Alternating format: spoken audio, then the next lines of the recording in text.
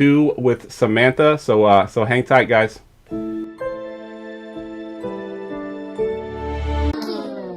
Fantasy football, you dealing with the best. Keep it hype, authentic, this ain't nothing like the rest. With the Armchair Fantasy Show podcast, give advice for all the listeners to improve your stats. Yeah, we live on goingfor2.com. Tuesdays and Fridays, this is what you want. Talking dynasties and daily drafts, and we just getting started, that ain't even the half. Yeah, so go ahead, tell your friends to join. Going for 2, cause no one remembers the extra point. Hey, goingfor2.com, the Armchair Fantasy Show.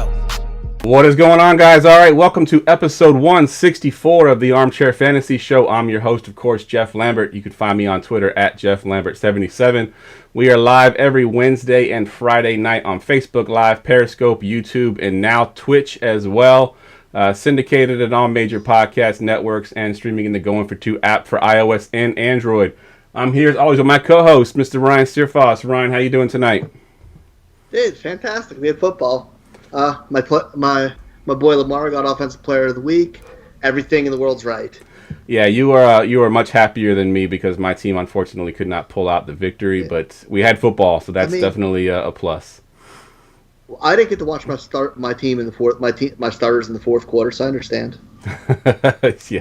yeah. We came down to the last play in the fourth quarter and we blew it. So I'll take that loss. Though we got a good team. We should be all right.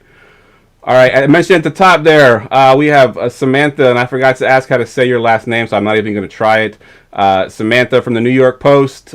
She's also the co-host of the Deep Sleepers podcast. You can find her on Twitter at Samantha NFL. Samantha, how you doing tonight? So good to be here. Thanks for having me. And my last name is Praviti. No one gets it right, so you're totally cool. I was going to guess it. Yeah, it's funny because I actually listened to your podcast today to hear your name, and I listened to it and I said, I would have never pronounced it that way. And then, of course, now I forget how it was pronounced to begin with, so I was at a loss there. So give us everyone thinks it's like Previtt, so it's fine. I've always been called the wrong name. Yeah, that's exactly how I was going to say it too. So I was like, let me just not even say it. So, all right, take a minute and tell us about yourself a little bit. How long you've been playing fantasy? How long you've been covering fantasy? And just anything in general you want to promote. Yeah, cool. So I have been playing fantasy, I guess, since 2016, which isn't really that long, but I got into it pretty hard. And I've been covering it or writing for the Post for, I guess, the last year. And this year started the podcast and the Brawl Network with one of my friends from the Post. So kind of getting into a lot of different facets of it and really excited to be part of the whole community. Nice. Yeah, I actually found you on Twitter because I think somebody retweeted something of yours, and I was like, oh, who's this? I hadn't seen her on the Twitterverse before, and I went there and I saw your TikTok there pinned at the top there. I was like, oh, this is interesting. That's why I reached out to you. I was like, all right, she seems like she's fun, so let's get her on the show. Oh, goodness, yeah. I'm just part of a quarantine sort of bet or just boredom, I guess. People have been wow, you must be really, really bored when they see the TikToks. I'm like, I think that's a compliment. Yeah. I don't know. I've been doing that, which is kind of weird. There's not a lot of people on fantasy football TikTok, so yeah. Wait, there's the actual fantasy football. You guys should get into it. I mean, it's a very, very small community, I think, right now. I mean, Jeff had to Google what a TikTok was. Yeah, exactly. Yeah, I mean, it's funny. Yeah, I wrote a story last year about how some it was one of the Vols backup quarterbacks got dumped on TikTok, and that was kind of my first exposure to TikTok. I had to Google everything about it. I was how long are videos? How does this work? So I'm still pretty new to it too. Good stuff. All right, so we got a lot to get into tonight. Obviously, we got week 1 to talk about. We got week 2 to preview. Before we do that, though, I just wanted to say one more time, guys, that we are now live pretty much every single day of the week on this channel. We have the flagship show tonight and Fridays. But we have the War Room show that goes live on Thursday. Then we have the Friday show. Then we have a Saturday War Room. We've got a Sunday morning War Room. So definitely check that out, guys. I got the schedule posted up on the website, so check it out. We've got some great writers that are covering those days. Jay and Dan are tomorrow night at 7 p.m. pregame show, so definitely check them out. They kicked it off last week for us, so it's been a lot of fun. So make sure you check that out. All right, let's get into the news and notes. News and notes from around the league. All right, news and notes is brought to you by Society Socks. Bold socks with a social cause. For every pair of socks you buy, a pair is given to charity. Visit mysocietysocks.com/armchair. Use our promo code Armchair to get 50% off your first month subscription. All right, let's get into a bunch of these injuries here, Ryan. And the first one I'm going to go to you is this, the big one here. That's it's kind of sad to see. I mean, his first game of the year, and Marlon Mack goes down with an Achilles injury. Man, talk about what's going on with that whole backfield. I'm going to start with, I'm sorry for Marlon Mack, and I hope he gets better soon. But for a fantasy aspect and a Jonathan Taylor hoarder, for that team in that backfield, it clears everything up. It's Jonathan Taylor's job. He got majority of the carries after Mack went down. I know Hines had a huge game, but it was still a little bit touchdown dependent, and Mack's going to be that workhorse there. It puts him in a top 12 running back range in fantasy for me, and I have no hesitation. I rejected 5 trades for him this morning in one league, and you kind of blew it if you're trying to get him now because you needed before that injury. Now he's kind of locked in. Yep. Now he's definitely you can't get him anywhere now for sure. You messed up. Yep. Samantha, if you were drafting today, how high do you think you would take Jonathan Taylor at this point? Is he going in the first round now with Clyde Edwards-Helaire? I would probably not put him in the first round, but I actually did take him the tail end of the second round in one best ball draft. I was way too high on him, but maybe not too high now. Now you're a genius. Just right. Yeah. So I would probably take him mid second round at this point. I think not quite up there with Clyde Edwards-Helaire just because I think there's slightly more competition with Nyheim Hines. There's literally no one else in that Kansas City backfield. So, but would be very high in him at this point. Yeah, I agree. I think he definitely moves up boards if you were drafting now. Let's switch to another running back that's injured a lot, and he injured the first week again. If you drafted him, you got burned once more. Samantha, I'll go to you first on this one. James Conner in Pittsburgh, man. What are we doing there with that backfield? Yeah, that's a brutal injury for anyone who drafted Conner early. I know he's been injury prone kind of his whole career, and this is not looking great. And especially after he exited, Snell took over 19 to 20 carries and totally killed it. And I think Tomlin said that he showed that he could be a bell cow back this in the game. So it certainly feels like even when Conner comes back, they're going to feature Snell anyway. Yeah, I agree. Ryan, you're in Pittsburgh. What are they saying there on the radios? Yeah, I think it's Snell's job to lose now. Even Tomlin said about Conner's we'll leave the light on for you, basically saying, yeah, you're gonna have to bust your ass to get back there. Everyone in Pittsburgh, fan-wise, wants Snell. The city's kind of turned against him a little bit. It always starts with he's a great story, but he's not the back. Yeah, no, agreed. It's kind of done, man. If you, let's say you had Conner and either you drafted Snell, you got him off waiver wires, are you comfortable starting him this week? Snell? Yeah. Probably. I don't really want to if I don't have to. Hopefully I drafted well enough for mid. But, yeah, and I threw up a huge waiver wire bids for him this week. And don't really regret it, even if I may not start him. Yeah, good call. All right, another injured running back here. It's a bunch of them this week. Le'Veon Bell for the Jets gets injured, and looks like we're going to see the man who just won't go away, Mr. Frank Gore, still in the NFL at 47 years old, and he looks like he'll probably get the start. Give me your thoughts on the Le'Veon Bell injury, Samantha, and then talk about Frank Gore and his value. Yeah, it was kind of crazy to see him go down so early. Adam Gase left him in the game way too long, and that whole weird scenario. The Jets are a hot mess right now. Yeah. And aside from Bell, there's Gore. They lost P. Ryan, or he's injured. He got injured during training camp. He was carted off the field. So that's a brutal blow for them too. So they have no depth there. I don't know. That I really want anything to do with Frank Gore. He's up between him, Larry Fitzgerald, and Jaromir Jagr. They're the fountain of youth or something. Yep. But at the same time, there's almost no one in this Jets offense that I actually want to roster. Like, it looked very, very dysfunctional and really scary. So, I don't want anything to do with Frank Gore either. Yeah, no, I agree. I think I've heard some narrative that, it's the revenge game because they are playing on my team, the 49ers, but it's still Adam Gase in that offense, and I want nothing to do with it. The only positive spin you can look at it is maybe now the Jets will be terrible enough that they'll fire Adam Gase and they can get somebody else in there, hopefully, and actually have a decent fantasy offense that we can use.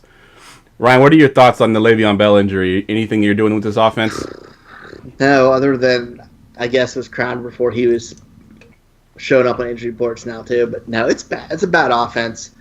I'm going to start Frank Gore if everybody on my team's injured and I need 6 fantasy points. Yeah. Like, and if you're injured at this point, then you're pretty much, you must have like Marlon Mack, James Conner, because then if you're starting Frank Gore, you're screwed. If you're playing him, you're in bad shape. And if you're playing him in Dynasty, just shoot for next year. Yep, exactly. Go ahead and just tank it now. All right, the last couple that we have here are just smaller notes, some quick fire. I'll go to you, Ryan, on this first one here, see if there's any interest at all. But Blake Jarwin, it tears his ACL. He was predicted to be like a breakout candidate. Does that do anything for the other Titans on that roster, or does it just improve CeeDee Lamb's outlook? I think it just improves the receivers in general. That team's going to run those 3-man sets with CeeDee Lamb, Cooper, and Gallup. I don't really look at the tight end group at all. It's those running backs receivers there in Dallas for me. Yeah, I think I'm with you on that as well. I know he was a hot waiver wire commodity, but it just wasn't interesting to me. Worth it. Allen Robinson's not happy in Chicago. The big news was he unfollowed all the Chicago accounts. He did come out and said he did not request a trade, which was the rumor originally. Do you see anything happening here, Samantha, with Allen Robinson? Do you think he ends up somewhere else this year, or do you think Chicago gets this deal done? Oh my God, so much tea in Chicago. Like, I actually love the drama. I mean, maybe not if you're like a fantasy person, but like the other side of me really likes it. I don't think that he goes anywhere else. Like, it's still like a contract year for him, so I feel like he has to play to like get paid, and he doesn't really have that kind of leverage. I get that like the team is probably a little dysfunctional at this point, but it seems like they're talking it out. Like all the reports from today seemed really positive in terms of them getting a deal done. So it's kind of shitty to see like all the locker room like against the front office. Like that's never a really good sign. Yep. But hopefully they get a deal done. Yeah, I think I'm with you. I said it even, but when I heard that he requested a trade, that I thought that Chicago would get it done. They'd find a way to get it done and get that extension done for him. He's just he said he wants to be there. I think they want him to be there, so it'll get worked out. The last two here, again, receivers. Mohamed Sanu signs with the 49ers. Do we care, Ryan? Not really. He's going to that Frank Gore bin. Yeah. I need that. If I'm desperate or I'm in one of these insane 20-man leagues like we have it going for 2, I'm not really blinking an eye at it. Yeah. I mean, somebody has to catch the ball there, but there's got to be better options. Yeah, I'm with you as well. As a 49ers fan, I just think this is just a signing just to have somebody else, another body in that offense. Yeah, and if the Patriots, who are desperate for receivers, are cutting a guy right now, that doesn't give me confidence that he didn't make the squad. Yeah, I think he's almost brought in because I did hear that Brandon Ayuk practiced in full today. So Mohamed Sanu can kind of mentor him to learn this offense because it looks like Debo might be out a little bit longer than we expected. So if Mohamed Sanu, knowing this offense as good as he does with Kyle Shanahan, maybe he can teach Ayuk how to read the playbook and make those reads. So that's what I think they brought him in for, just to kind of be that elder statesman. All right, last note I have on here, I just heard it a little while ago, is Chris Godwin for the Bucs is in concussion protocol. We haven't heard whether or not his status is in doubt or not. Let's just assume that Chris Godwin does miss this game. Samantha, what are you doing with guys like Mike Evans and even O.J. Howard and Rob Gronkowski? Are they raising up your boards? You think that the volume goes to those guys? It's tough because like Evans definitely seemed limited in last game, like with the hamstring situation. And yeah, now it's like a pretty bad blow to see Evans and Godwin both injured on the injury report. I do like Howard, and I've actually been pretty high on him all off season. I know that Bruce Arians in the past hasn't played like a ton of tight ends, but in this situation he may not have a choice. And Howard did look really good, and I think that like all the offseason kind of buzz about him, like Brady really loving him and him sort of like having to unlearn a lot of bad habits that he learned under Jameis Winston. So I actually really like him. Yeah, I think I'm with you. I like O.J. Howard as well. I kind of thought that he might actually be the number one, and Gronkowski would be a sort of a situational tight end. So I'm with you on that. And I've said this before on the podcast, but O.J. Howard actually had a faster 40 time than Mike Evans. So he's really a receiver in a tight end's position. So I think he can definitely fill that void for sure. All right, let's get to the game by game.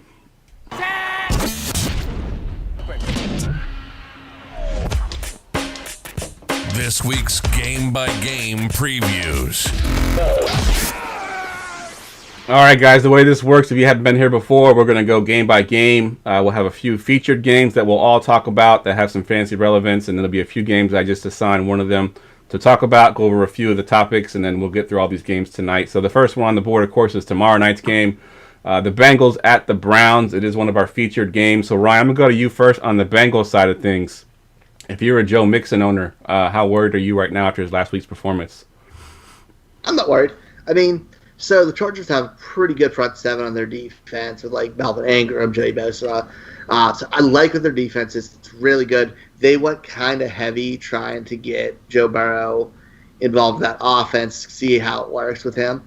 And guess what? In this game where we only got 6 or 7 points out of Mixon, he still had 19 carries and a catch. Yeah. And so 2 targets.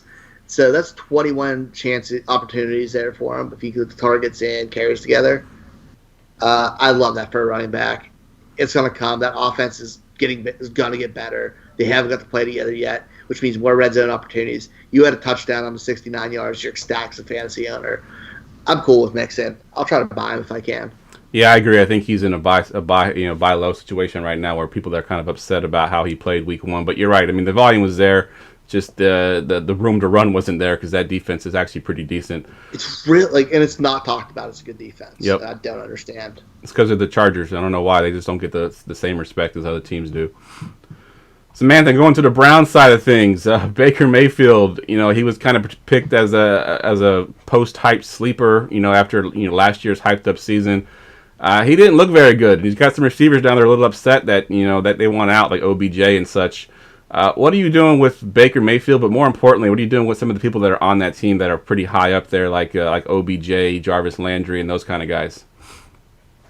Yeah, this was really tough. And he, absolutely was like that post-hype sleeper. I was hoping that he would make that step forward. I have never been really 100% sold on Baker, but 21 for 39 for 189 yards and 1 interception, absolute killer for anyone who had Odell or Austin Hooper last week. Definitely tough. And I don't know what's going on. Every time I think that the Browns have turned a corner and they are not that hot mess that everyone is going to make fun of, they do something and OBJ is begging to get traded last year, and then there's more disharmony right now. Definitely concerning.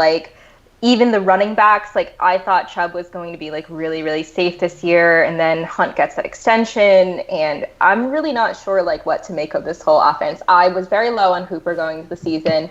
Never was super high on Odell going into the season either. So there's not anyone that you feel amazing rostering other than I would say I guess Chubb is your best bet on the whole team. Yeah, I agree. And even Chubb last week wasn't. I mean, he was good in the sense that he did get enough carries. He averaged 6 yards per carry, but he doesn't get enough touches because they got down so big to the Ravens that they had to basically pass the ball every time. So, yeah, I'm with you. I think that you're downgrading all those players there. Hopefully, you didn't buy too much into OBJ. Maybe they can still turn it around. It is week 1. We don't want to overreact, but I agree that it doesn't look good right now. All right, let's pick this game, Ryan. Bengals at Browns. Who you got? I am taking the Bengals, getting Joey Burrow his first win. I think it's going to be a really good game, honestly. And I'm kind of excited to watch it. But they were so close last week. That crazy missed field goal was super Bengals of them. Yep. But the only team that can out-Bengals the Bengals is the Browns. Yeah, good point. So I'm going Cincy. Good point. Samantha, who you got? Bengals at Browns. I love that. Yeah, I think I would take the Browns, but probably take the points against the spread for Cincy. I think they're going to get better over time, and I'm not super discouraged by what I saw last week. Yeah, obviously missing a field goal is kind of fluky, so I think they'll get it better over time, but I think Cleveland X out this game. All right, I'm with you. I'm taking the Browns as well. I just don't like a rookie quarterback on a short week on the road. Trying to get that loss early this year. Yeah, so we have a bet, Samantha. I don't know if you've listened to any of our shows, but we have a bet. We do it every year. We pick the games, we keep track of it, and at the end of the year, there's always a bet. So last year, the bet was, what did I do? I had to have I got to make your avatar. For Twitter, that's right. And then, so this year, I get to put up whatever. If I lose, then I got to put something on my green screen back here. That's Ryan's choice, or I get to pick his green screen for if I win. So it'll be interesting. My design will be glorious. Ryan's already hoping that he wins. Last year, I screwed up and missed the whole week. That's what killed me. Otherwise, I would have won. But you still would have lost. That is pretty good. I mean, not as bad as some of like the punishments that I've seen from like losing your fantasy football team. Yeah, some of those are hilarious, brutal. but yeah, that's a pretty good punishment. All right, let's move to the next game here, Samantha. This one's for you. The Vikings at the Colts, and what I want to know is breakout or fake out. Breakout or fake out of Mr. Paris Campbell. He was pretty hyped up coming into the season. Everyone kind of liked him with Phillip Rivers there. He had a pretty good week one. Can we count him the rest of the week or the rest of the year? I think so. I think he's a breakout and an absolute steal if you drafted him in a later round or were able to somehow nab him off waivers or something. He's a second-round pick from last year, and we really weren't able to see like his full potential because of so many injuries. But like he ran a 4.3 40, and you can clearly see that this like Phillip Rivers-led offense is going to be chucking the ball a lot. Like it's going to be a totally revamped offense from what we saw with Jacoby Brissett, which, is what we kind of expected. But yeah, really exciting. And I think he'll be a really good fantasy find if you were able to get him. I'm with you. I'm on the breakout side as well. I think we talked about this before, me and Ryan have, that, Rivers likes those kind of check down guys that can take it to the house. He's had those in the past with like guys like Austin Eckler and Danny Woodhead. They were running backs, but Paris Campbell can kind of play that role as well and be that short underneath guy. He has the ability to take it to the house at any point. So I'm with you. I think he's definitely a breakout. All right, let's pick this game, Ryan. We'll go to you first. Vikings at Colts. Colts. It's a talented team, and Jonathan Taylor is going to lead them to victory. All right. Samantha? I'm probably going Colts, but I think it's kind of close. I'm not sure like how bad the Vikings are yet. Like I don't want to like overreact to that one yet after they got like absolutely annihilated. But yeah, probably going to lean Colts here. Yeah, I'm going Colts as well, so we'll sweep that one. I think the Colts are a pretty good team, and I do think that that offense will be even better this week. And I do think that defense is actually pretty good too. It didn't show it last week. They got kind of surprised by the Jags, but I think the defense is actually pretty decent. All right, next game up, we got the Panthers at the Bucks, and that is our prop bet of the week. BUSR.com. Prop bet of the week.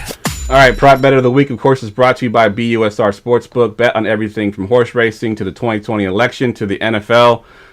Visit BUSR.com/going-for-2 to sign up, get your welcome bonus, and bet this weekend's games. Again, that's BUSR.com/going-for-2. And the prop bet of the week this week, Ryan, is Mr. CMC. So his worst game last year, I think the only game he scored in single digits all year was against Tampa Bay. So I'm going to go over under 1.5 touchdowns for Christian McCaffrey. What you got? Yeah, I've gone back and forth on this question, kind of thinking about it. It's really tough. I think it's going to be the over. Alvin Kamara kind of gave them a taste of it last week. He had the 2 touchdowns and the one missed by like inches. So he was almost to that 3 spot.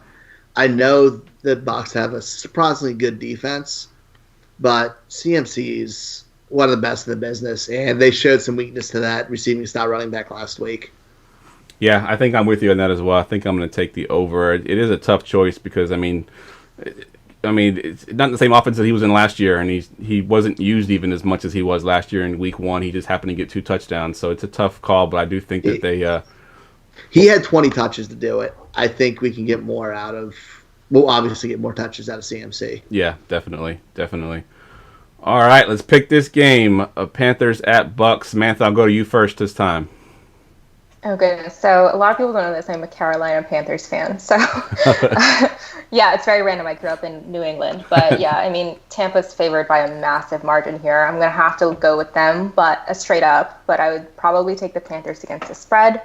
Yeah, I mean, not so fun fact for my buddy Evan Winter, but the Panthers didn't even record a QB hit last week. Oof. So Yikes. it's a brutal stat. So. Wow. But yeah, I mean, we talked about the Bucs injuries. Like, I think that they could backdoor cover this, but I don't think they're going to win. Yeah, I like it. Ryan, who you got?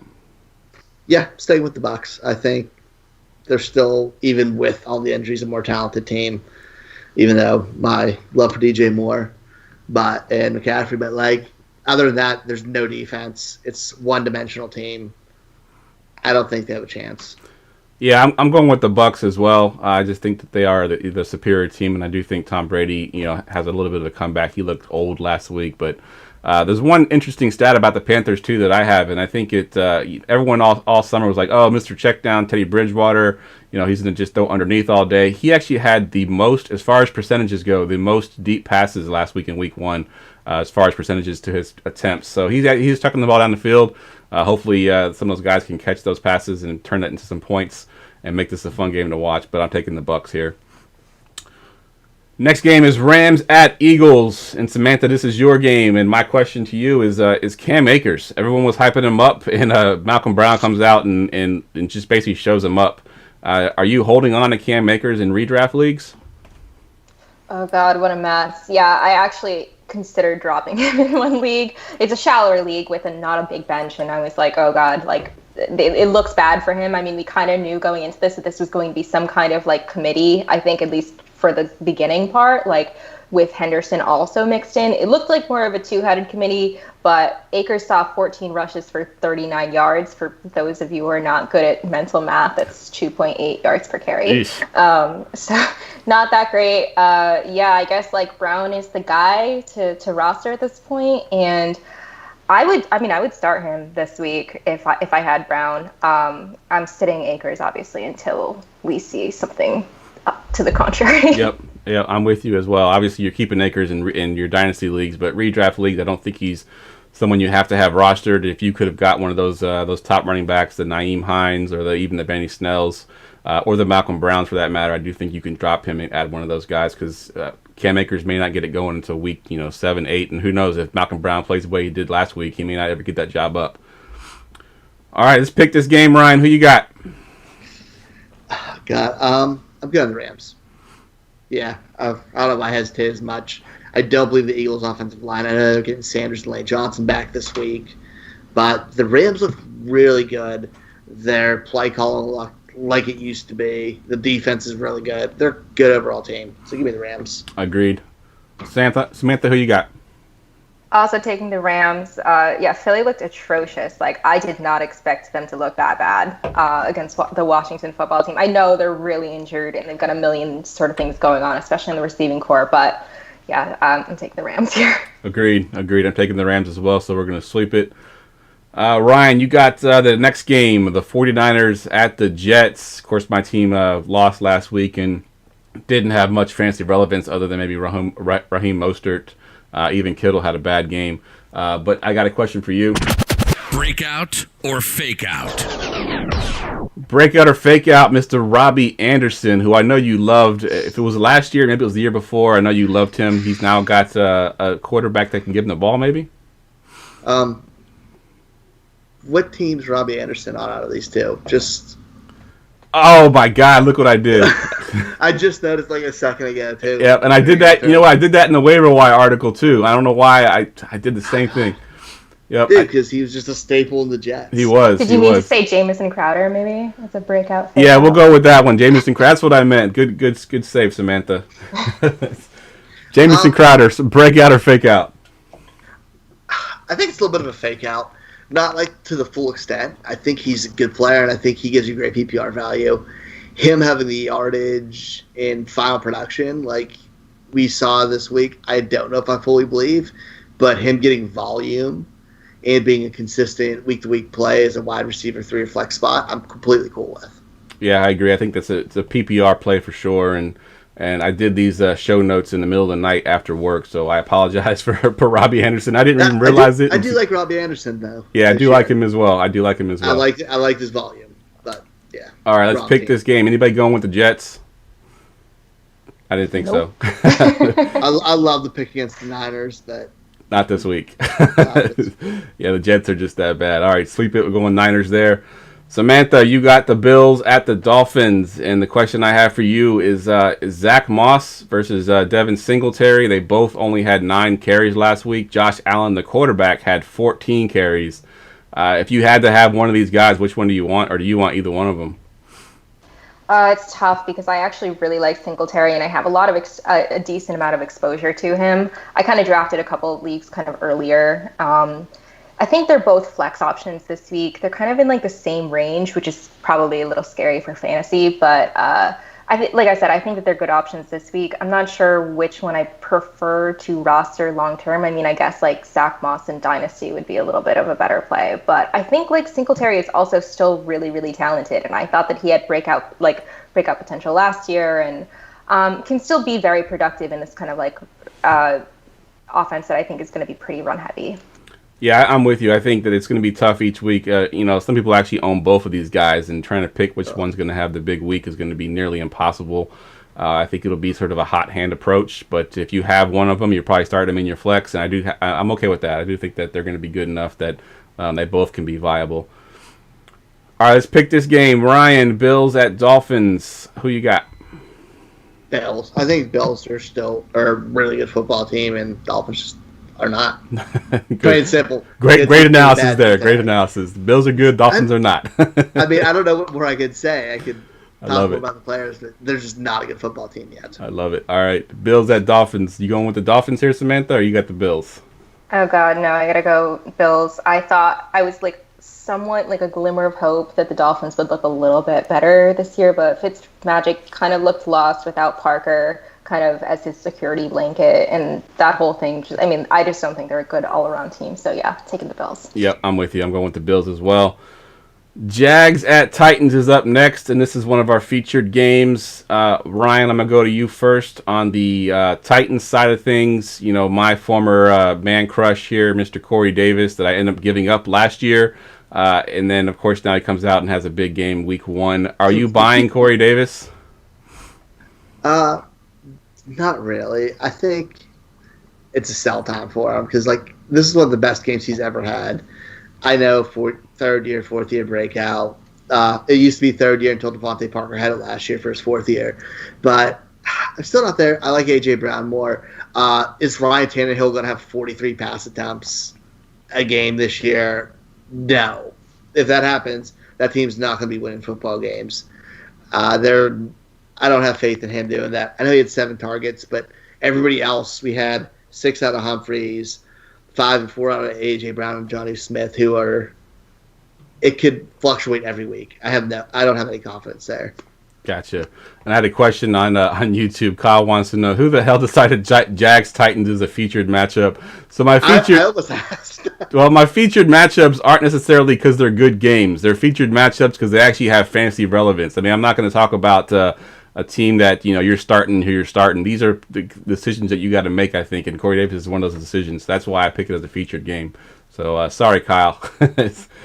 Samantha, let's go to you to the Jag side of things. And Minshew Mania is back again after last year. He was a huge success early in the year. Then it ended up faltering towards the end.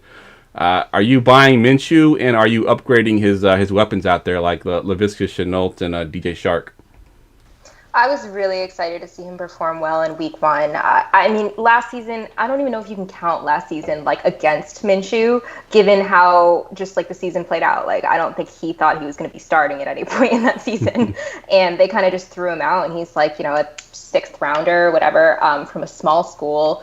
And he did pretty well, all things considered. And I think we all counted the Jags out for dead, like long before the season started. We were like, oh yeah, it's just tank for Trevor's season. But he actually really showed that they can put something decent together. He his stat line was crazy on Sunday. 19 of 20 for 173 yards and 3 touchdowns, which is totally bonkers. That is. I think it's got to be above 100 QBR or whatever. But yeah, pretty excited about both DJ Chark and Laviska Shenault. Shenault was obviously a really popular waiver wire ad this week, and I've been high on him all off season just because I think he would have been like a first rounder in different drafts and kind of under different circumstances. So really excited to see both of those weapons. Agreed. Yeah, I think, and everybody did kind of write the Jags off that they were quote unquote tanking like the Miami Dolphins did last year. And I think I saw somewhere where the ESPN Eliminator Challenge, where you pick the team that's going to win each week, you pick one team. Everyone picked the Titans. I mean, sorry, they picked the Colts in this one, and I think 40% of the field actually got cut out, lost in week 1 because of that pick, because they all picked the Jags to lose, obviously. All right, Ryan, next one up here. Of course, I picked this one because you were actually in. Jeff, what are we forgetting? Oh, we got to pick the game. All right, pick the game. Jags, Titans. Samantha, who you got? Titans. Ryan? Yeah, I talked real bad about the Jags earlier this season, how Lawrence is locked there. They're a really bad football team. I apologize for that, but I'm still picking the Titans. Yep. Their Titans are good, man. They just missed just missed the Super Bowl last year. Team hasn't changed, and they showed trust in Tannehill, letting him throw the ball 43 times, which they shouldn't. But the fact they trusted him, that's a good thing for that team. Yeah, I'm with you. I'm taking Titans as well, so we'll sweep it. All right, next game, Brian, Broncos at Steelers. Of course, you are living in Pittsburgh, so you can take this question here. But this is actually for the Broncos side of things. Thank God. Cortland Sutton, if he returns yet, we still don't know for sure if he does. But if and when he returns, how does that affect the guys like Noah Fant, who had a huge game?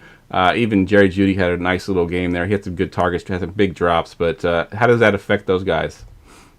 I don't think it's going to have a huge impact on them.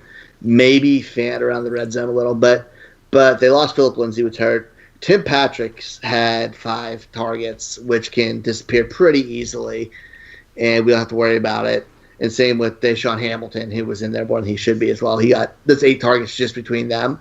If those go Sutton's way or some of the other ones, I don't think it affects them that much. And they played a good defense, and they had a fairly low completion percentage on it for Drew Lock, and the offense is still getting going. I think they're still, all 3 of them can produce, but Sutton's their number 1 receiver because he is a huge target, great weapon. He can do a little bit of everything.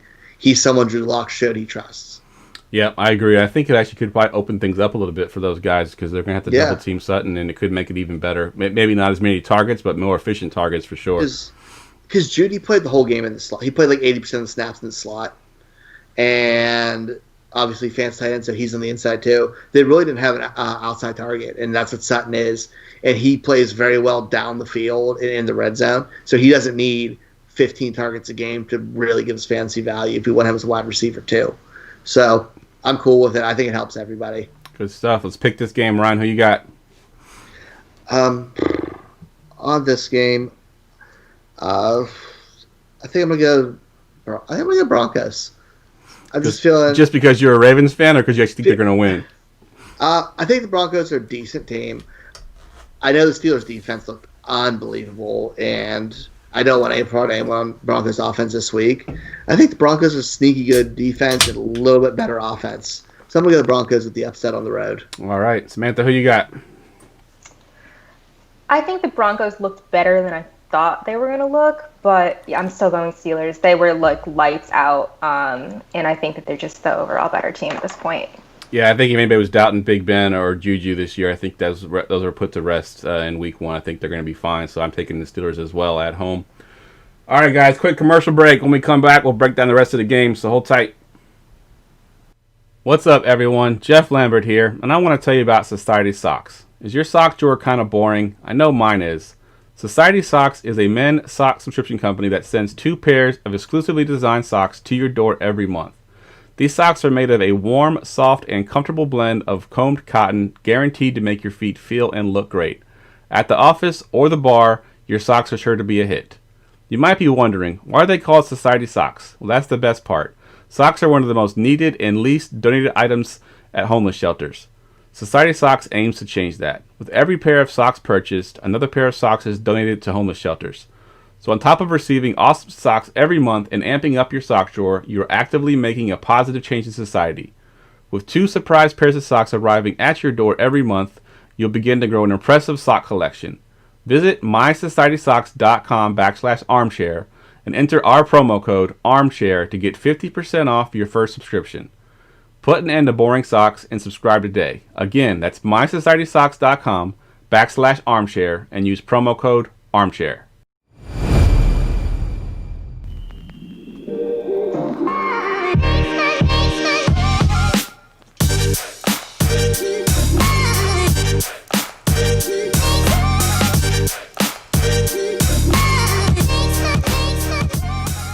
All right, guys, we're back. I'm here with Samantha and Ryan, and we are breaking down Week 2's games, and we are up to the Lions at the Packers. And Samantha, you have this game, and I want to know...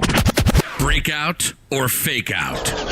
So we got two players here for breakout or fake out. Allen Lazard and Marquez Valdez-Scantling, MVS as we call them. Both had really good games. Both are predicted to be potential breakout candidates this year. If you're picking one of them as a breakout, which one is it?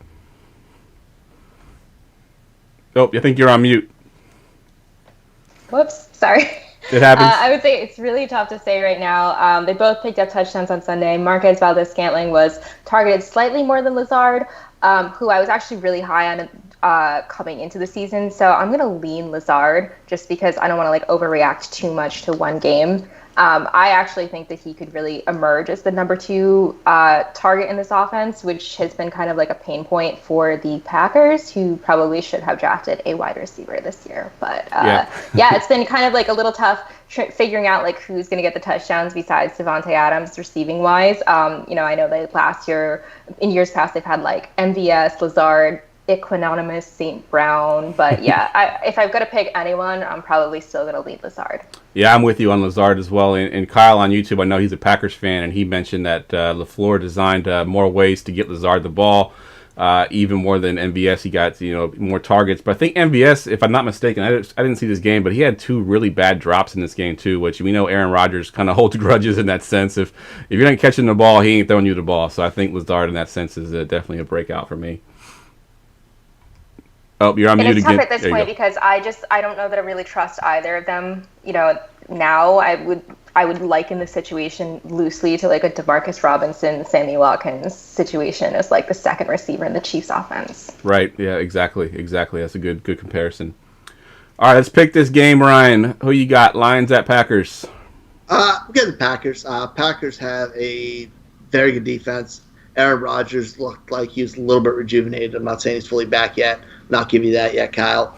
Sorry. But he looked really good. The running game can still show up and play a little better than it did. And Devontae Adams is elite. They're a good team. I don't know if the Lions are complete there yet. Yep, I'm with you. I'm picking the Packers as well. Who do you got, Samantha? I'm taking the Packers as well. Probably would take them against the spread too. I wasn't a fan of everyone fading them this offseason, and Aaron Rodgers slipped really far in a lot of drafts that I saw. So I think and I wrote a lot of Jordan Love, Aaron Rodgers narrative stories. So I know that there's a lot of that stuff floating around, but I'm still all in on Aaron Rodgers at this point. Yeah, I agree. I think he ended up last year as a QB7 or QB8 last year, depending on your scoring, and people treated him like he was QB 19 the way they drafted him this year. I think he's still a good quarterback. He did have his main weapon last year, Devontae Adams. We saw what he can do when he's there, so I agree. I think people were down on Aaron Rodgers, and they shouldn't have been. All right, Ryan, going to you with the Giants at the Bears. And my question to you is, Darius Slayton an every week starter for you? Man, it's looking that way. He ended hot last year, and he was burning up there how we were looking at him the beginning of the offseason where we were drafting him, and then Rookie Mania took over, and we kind of just forgot. I mean, he was somebody I was high on, but I had 1 billion shares of him because people just kind of forgot about him. He led to me getting wins where I was rated the worst manager in 2 leagues just because he had so many bench points for me. This dude's a good football player, and worst case scenario, he's a flex start for you. He's solid. I think the rest of the year, he's their top receiver there. He really separated himself from the rest. Yeah, I agree. I think he has big play potential. He can get you a touchdown almost any week because he's so explosive. Yep. I love Slayton too. Yeah, I'm 100% with you on that. He showed really great chemistry again with Danny Dimes, and I had the same experience. Daniel Dimes, yeah. I'm only calling him that for now. And no, I had the same experience as you, Ryan. In drafts where he was just going so far down. He wasn't necessarily a guy that I was targeting, but it was at the point that it was this is ridiculous. I have to take him, and I'm really glad I didn't start him at all in any leagues last week. No. But I will be starting him moving forward. I had him and Goddard on a bench this week, and it was just oh my god, you guys have almost 60 points for me on my bench. Did you win at least? Yeah, I was voted the worst manager on Sleeper, but I won the league. I was second highest scorer in the league. Yeah. But those two were just chilling on my bench. Yeah, I love Slayton. I've loved him since his rookie season. I drafted him in my dynasty league. I drafted him in the league we're in, man. Yeah, I know. Late. The league that you like beat me in. much, apparently. Huh? The league you beat me in. Yeah. Yeah, Slayton almost brought me back from a big deficit going into the Monday night games. I was down like 42 points. He had Saquon Barkley. I had Jerry Jeudy and Slayton. Slayton, of course, goes bonkers, and I'm like, oh, my God, I have a chance to win if Jeudy can just do anything at all. And of course, he didn't do quite enough for me to win, but Slayton was a beast, and I did start him because I love Slayton. I drafted him as a rookie in my dynasty league, and now I'm loving that choice. All right, let's pick this game. Giants at Bears. Ryan, who you got? I'm guessing taking the Bears on this. I'm not really high on either team, and I like Daniel Jones a lot more than Mitch Trubisky. But I think the Bears still have a solid overall roster, and they know how to win with what they have. So I'm going to go the Bears. I think the Giants are still trying to find their footing a little bit. All right, Giants at Bears. Samantha, who you got? I think I'm taking the Giants here. This might be a little like hometown bias, but I don't think they looked as bad as it really seemed on Monday night. Like, they obviously Saquon was like the big storyline, and he got really boxed up. But that's like, I think the Steelers' defense is going to be like the best unit of the entire league. So it's really tough to see. I mean, the offensive line was really bad, and there's no excuses there. But I also think that Mitchell Trubisky played really badly through 3/4 of that game. On Sunday. So, I mean, yeah, they got the W, but it was, like, really down to the wire there. Yep. So. Yeah, I'm with you. I'm going Giants here. I think the Giants just have some offensive stuff that they haven't even shown yet. The Steelers are a very good defense, like you mentioned. They kind of shut them down. The Bears are a good defense, too, but they're not quite as good as the Steelers, so give me the Giants in this game. Falcons at Cowboys. This is a featured game, and Ryan, I'm going to go to you first because this is your boy, Mr. Hayden Hurst. Didn't have the greatest game. They threw the ball a ton. I think all receivers, had at least 12 targets or more, including Russell Gage. What are your thoughts on Hayden Hurst going forward? Yeah, so literally all three wide receivers had exactly 12 targets. Julio, Calvin Ridley, and Russell Gage. I think we'll see a little bit more out of Hayden Hurst. He still had 5 targets, which is okay for a tight end. May have been a little bit high on him. I think he still has top 12 tight end potential. He can be in that bottom tier. But sliding more to that 6 or 7 spot might have been a little bit much for him. But I can't see Russell Gage getting 12 targets or even 8 targets consistently. It's just the way the game fell. And where Seattle's strong. Seattle's super strong up the middle. And when you have Jamal Adams there, you don't want to play your tight end. Like, I think we all forgot Jamal Adams plays for that team. Yeah. So I'm cautiously optimistic. Yeah, I think I'm with you. Go ahead, Samantha. I was just going to say, this was a killer for me because I was also pretty high on Hurst, and it was like the start of that TikTok where like it was all the disappointments from last week. Yep. Because it was pretty bad, but I am not giving up on him yet because I also think that like you kind of want as many shares as you can have of this like Matt Ryan-led offense that maybe not quite Jameis Winston, but like I think he attempted like 56 passes last week. So like you kind of want as much exposure as you can to that type of pass-heavy offense. I agree. I think it's going to end up being this year. It's going to be either a Russell Gage game or it'll be a Hayden Hurst game. I think they'll kind of flip-flop. They work the same part of the field. I think it just depends on who's covering who, and I think that's who you decide who they get. On the Cowboys side of things, it was business as usual for the most part, but Dak Prescott, who was going number 3 overall in some leagues as far as quarterbacks go, behind, of course, Patrick Mahomes and Lamar Jackson. Are you worried about Dak Prescott at all, Samantha? I don't think I'm worried about him. I actually didn't realize how much Dak hate there was out in this. So much. Like, I got a lot of it actually from the Gen Z on TikTok. But yeah, I think the narrative would have been very different here if it had not been for that Gallup questionable at best OPI call. Like, I don't think we would be kind of like fading Dak already. I think he's still got top 3 potential week to week, like in the right matchups, including this week, which I think is going to be a total shootout.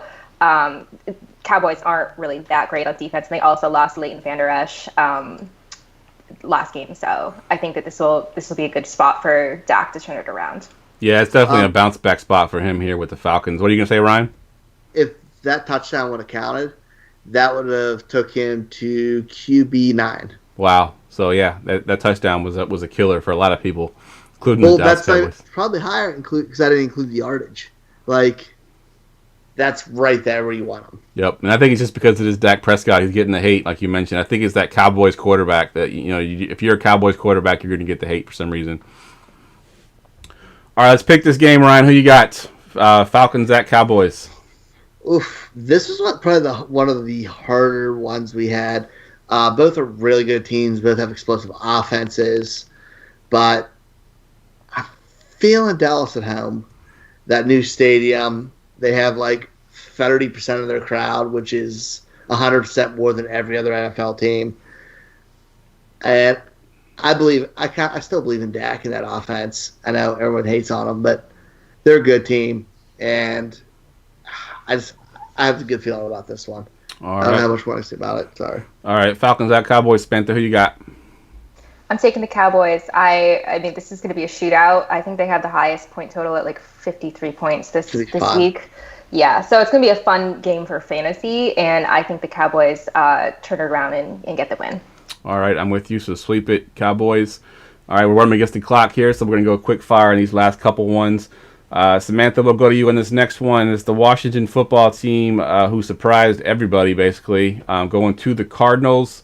And I want to know about the situation in the running backs. We got Peyton Barber back there. We got Gibson back there. McKissick had the most snaps of all the running backs, even though he didn't get used quite as much. What are your thoughts on this backfield? Oh, God, yeah, what a mess. I was pretty high on Gibson, obviously, after the AP news, but yeah, only 9 carries for 36 yards, barely utilized in the passing game, which I thought it was where he was going to be utilized a little bit more, too. And then some guy named Peyton Barber comes out and gets 2 touchdowns. Yep. And then Bryce Love is that healthy scratch, who I also thought was maybe like a deep sleeper. I don't know what to make of it. I don't want Barber either. I know like a lot of people went pretty heavy on him in the leagues that have like Fab that I was in. Yep. But I'm going to pass on that. Like, there's no one on this team that I'm really, really comfortable rostering other than Terry McLaurin.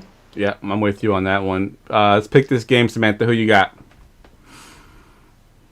I think I'm going to take Arizona. Like, Washington probably against the spread, but yeah, they did show that they're not a laughing stock this year. I think that was like a really big deal, but I'm still taking Arizona. I think better quarterback, better overall team. Agreed. Ryan, who you got? Arizona. I think the Washington can shut down teams with above average offenses, not ones that are extremely explosive like Arizona. And if it turns to them scoring, which it should, they just can't keep up. Yep, I'm with you. Cardinals as well for me. Sweep it. Ryan, next game is yours. Of course, it's your team, Ravens at Texans. And I know we talked about this even a little bit last week, but Mark Ingram versus J.K. Dobbins. Was J.K. Dobbins' usage because of the blowout, or do you think he's a real deal? So this is like, I really kind of hated this question when I saw it here. A week ago, when we asked, I thought that Dobbins will get a little bit more volume than we expected, but it's still Mark Ingram's show. Now I think it's going to be kind of more game plan dependent. He out-touched him in the red zone, which scared me, and he was super efficient there. They had a rough running game, but, man, I think if it's going to be a close game and they're trying to grind it out at the end of the game, play safe football, it's going to be Ingram. But games that are going to be shootouts, games that Baltimore should win handedly, we might see a steady dose of Dobbins. I kind of moved Ingram from that consistent RB2, which I viewed him as, to more of a flex spot start. All right. I'm slightly worried about his value. Yeah, I know. Don't ask me who I'm picking, because that's Baltimore. Yeah, I know. I wasn't even going to ask you. No analysis needed. Best team in the NFL. Baltimore, the Ravens at the Texans. Samantha, who you got in this game? Taking the Ravens, too. I think they're probably going to win the Super Bowl. All right. I like you. You're my favorite guest on the show. Yeah, I knew that was coming. Yeah, I'm taking the Ravens too, man. Poor Texans. I mean, talk about a rough schedule. You get the Chiefs and the Ravens in the first 2 games of your season. That's just terrible. But yeah, I think Ravens get this game as well. Yeah, literally back-to-back MVPs, back-to-back weeks. Yeah, that's rough. I mean, whoever did the schedule doesn't like Texans because man, they just hate killed Bill. them. They hate Bill O'Brien too. Yeah, This is punishment for Bill O'Brien's bad GMing. yeah, exactly. All right, Samantha, the next game is yours. Speaking of the Chiefs at the Chargers here, and I just wrote down Austin Eckler because everyone thought he'd be that PPR back that he was last year. Tyrod Taylor is notoriously known as the guy that doesn't check down the ball. I think Eckler had 1 target last week. It's just terrible. What are you doing with Eckler if you've got him on your team? Oh God, I don't know if I want to completely hit the panic button yet, but it was pretty concerning. I don't know if this is like just what we're going to see from the Tyrod Taylor offense at this point. I mean, also Joshua Kelly was pretty involved. He got a touchdown, 60 yards. I don't know. I mean, I don't know what to make of it. I have a decent number of shares of Eckler, so I'm hoping that was not premonition for what's to come. But what do you guys think? What are your thoughts, Ryan, on Eckler? So I'm ecstatic about it, Eckler still. I know it wasn't pretty. He didn't get that PPR production that we were used to seeing, but he had his career high in carries. Austin Eckler's never hit 19 carries before, and it may not have came on total production at the end of the game, but the process is there. Like, if he's getting volume, he's going to produce. So I'm happy about it. Like, it may not have helped me week 1, but in the future, I feel good about him. Yeah, I'm with you as well. I think people are panicking a little bit too soon on him. I do think that this game script favors him as well because they'll be passing a lot to kind of match the Chiefs a little bit. And I do think that it was made as a big story that I think Tyrod Taylor will look his way just for the sake of getting the ball in his hands. So, yeah, I'm with you. If you can buy low at Eckler right now, definitely go out there and try to do it. All right, let's pick this game. Everybody picking the Chargers? The upset here? Nah, this is the Chiefs' last win before. This is the Chiefs' last week of being undefeated, though. Because they're playing the Ravens the following week, I'm assuming. Possibly. Possibly.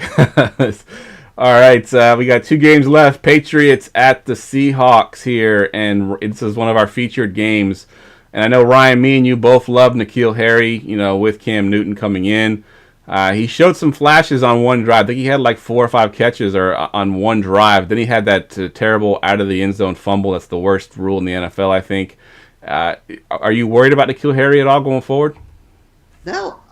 Again, this is another one I thought was a positive. Like, if you told me N'Keal Harry got 6 targets week 1 while this offense is getting its footing with a new quarterback, a whole new system, even for Belichick because they have to play different, I'd be so happy.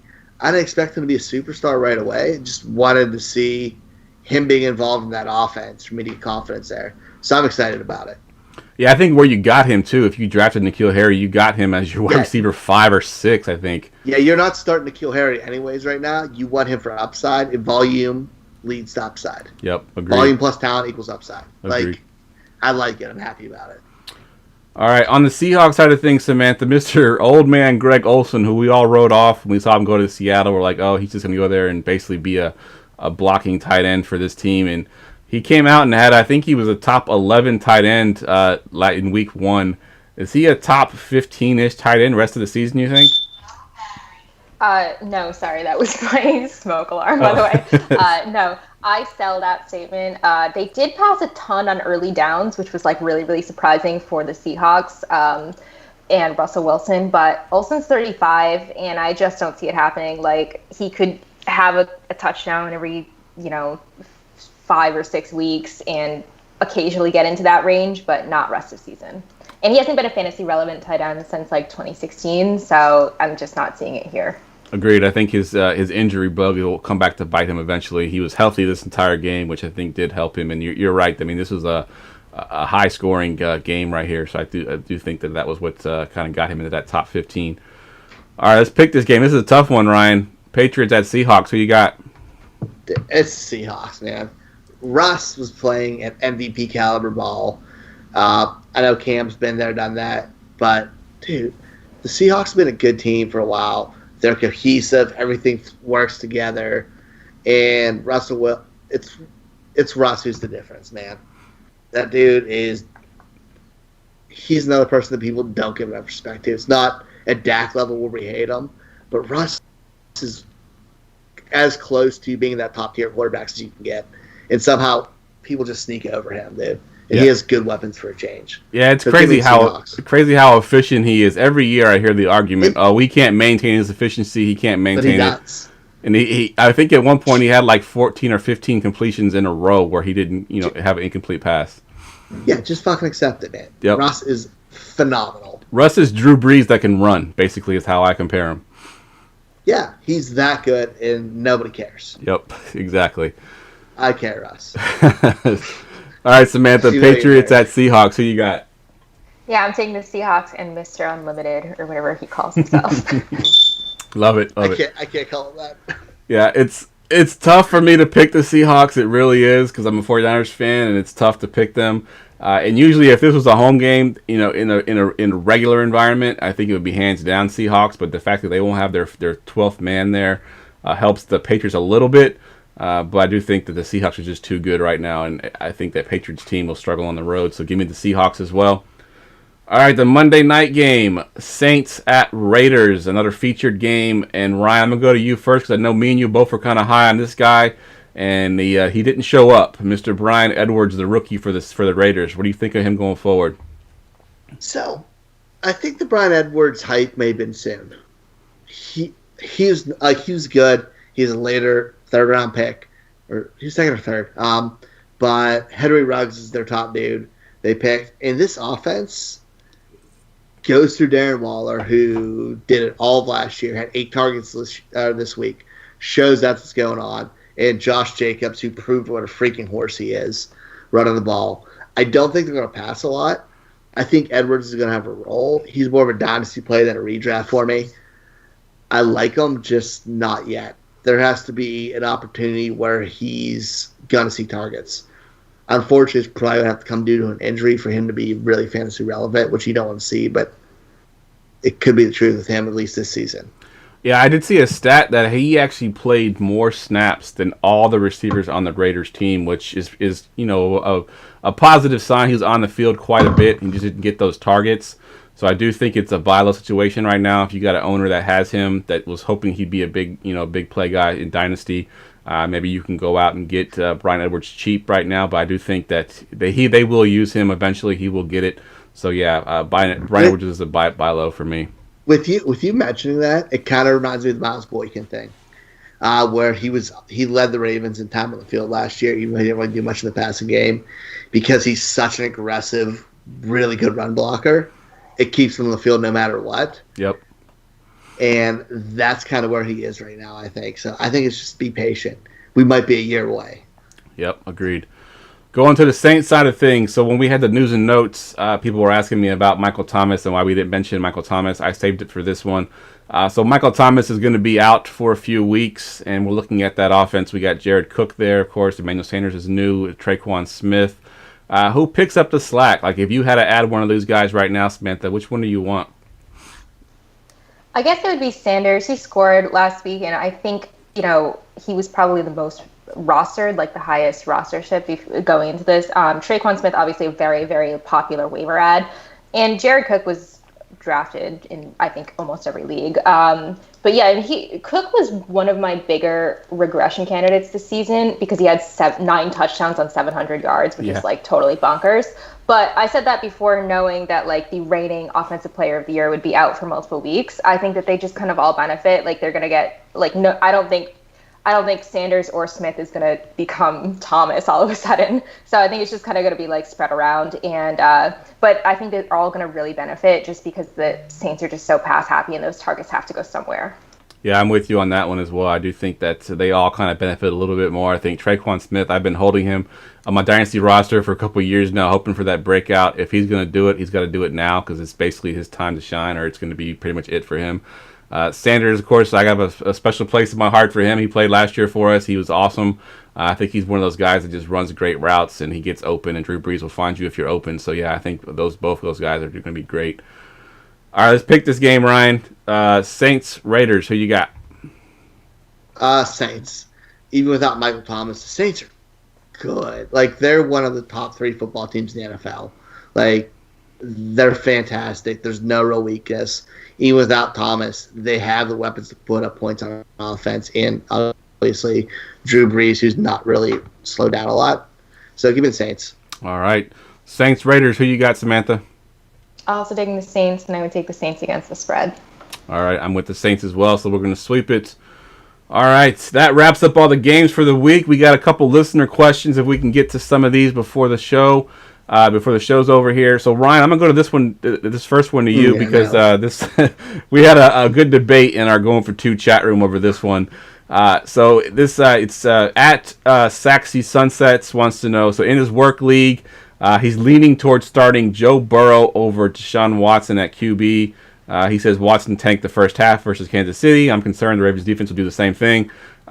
Is he good to go Burrow, or are you still going to Deshaun Watson, Ryan? Dude, it's Deshaun Watson. Like, I love Joe Burrow. I think he's going to do good. I think it's a good matchup for him. But Deshaun Watson is fourth year in this league and has never shown us anything but he's an elite fantasy asset and a great quarterback. He gives you the floor with his rushing game. So he gives you 32 rushing yards a game his whole career, which is fantastic. And, yes, he doesn't have D-Hop this year. And he has a first-time offensive coordinator. So he's literally going into that game, no preseason attempts, only playing against the practice squad with a new OC, no DeAndre Hopkins, 2 brand-new wide receivers in Randall Cobb and Brandon Cooks. And he's getting his footing. So if he stumbled the first couple quarters against KC, it's going to happen. But, again, talent prevails. He's been great his whole career. He has low interception totals. He throws for touchdowns. He slings the ball deep. He has such a connection with Will Fuller, which he did show in a bad game. And it'll come with those other 2 receivers. Cobb's good across the middle. David Johnson proved good, and he's a weapon in the passing game.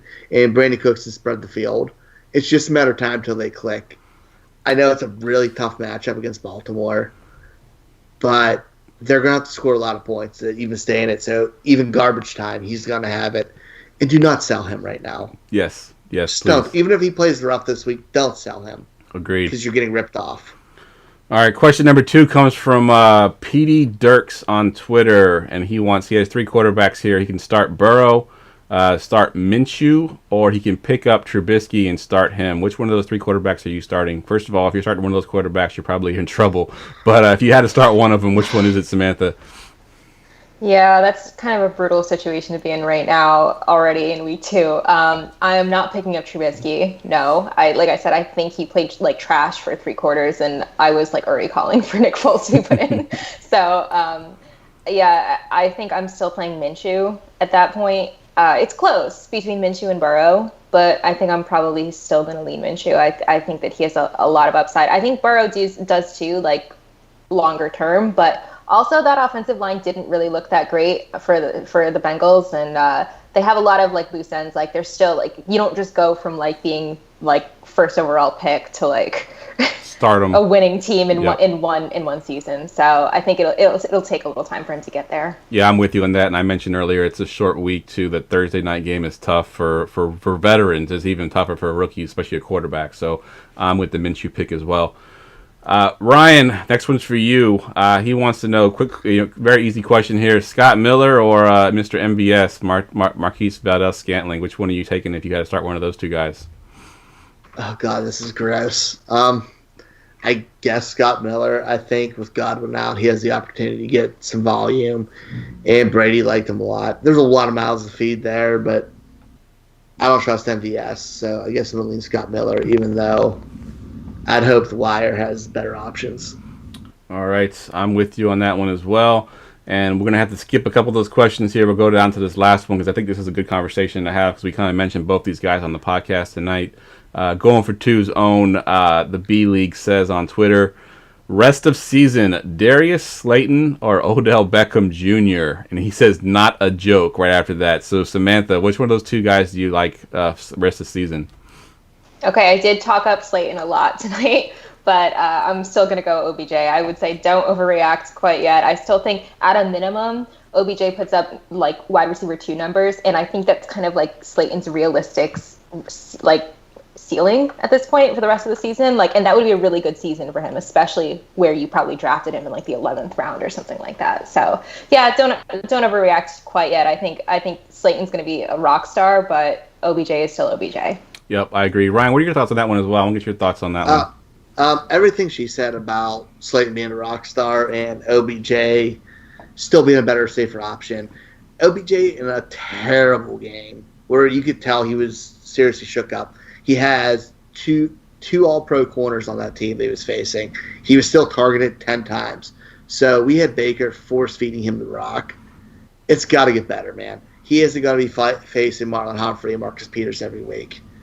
This week he's facing scrubs in Cincinnati. Like, it's got to get better for him. Agreed. I have faith in him, and I know Slayton's great. And at his value, he's a value. Yeah. But OBJ's still a talent. Agreed. I think OBJ is definitely the answer there. All right, it's time for our favorite segment of the night.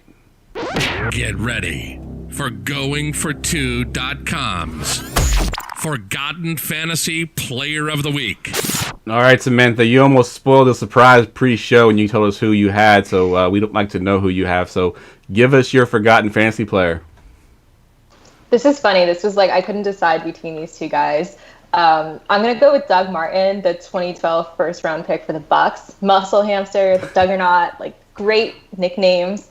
2-time Pro Bowler. He was a first-team All-Pro. He has over 5,000 career yards. Like, his best season, he had 1,400 rushing yards. I think that's like the second best of all the Bucs rushers ever. Like, they haven't had a 1,000-yard rusher since then. And he signed a pretty big contract the following year after his Pro Bowl season, and then was released season later and faded into obscurity. And I don't think he's actually like retired. I know in the like notes it said to pick a retired player. I guess he's like sort of still in the league, but I'm going to consider him retired for now. He's definitely retired. We're just going to consider him retired. I agree. I think he's definitely done. But that's a great one. Yeah, I love it. And any chance you can bring up the nickname Muscle Hamster, that's definitely a good way to go. I love it. All right, that wraps up the show. We'll go around the room real quick. Give us your Twitter handle where we can follow you at, and if you're working on anything. So Samantha, we'll go to you first. Yeah, hit me up on Twitter at Samantha NFL. I'm also on like all the platforms. I'm on TikTok if you guys are there. I guess you can find my work at nypost.com and subscribe to our podcast, the Deep Sleepers Podcast. All right, good stuff. Yeah, the TikTok thing there, I think you're like one of the first ones in there. So you're going to be like the fantasy analyst on TikTok. And 2 years from now, I'm going to be wishing that I got on TikTok. So good stuff. All right, Ryan, what you got? It's never too late. It's never too late. I think I might be too old for TikTok. I'm just not clever enough for it. Awesome. You can find me at Ryan Searfoss at Foss534 on Twitter. You can find me here every Wednesday. Find me at GoingFor2.com. I also do the Dynasty Draft Room Dynasty podcast on Tuesdays now. It's been a lot of fun. We kind of just riff and talk Dynasty on it and have a little bit different views. So definitely check that out, and I write for both sites as well sometimes, but mainly on the podcast circuit right now. But find me on Twitter. DM's always open. I love talking football. All right, good stuff. As always, guys, you can follow me on Twitter at JeffLambert77. So for Samantha, for Ryan, I'm Jeff. That's a wrap. We'll see you next week.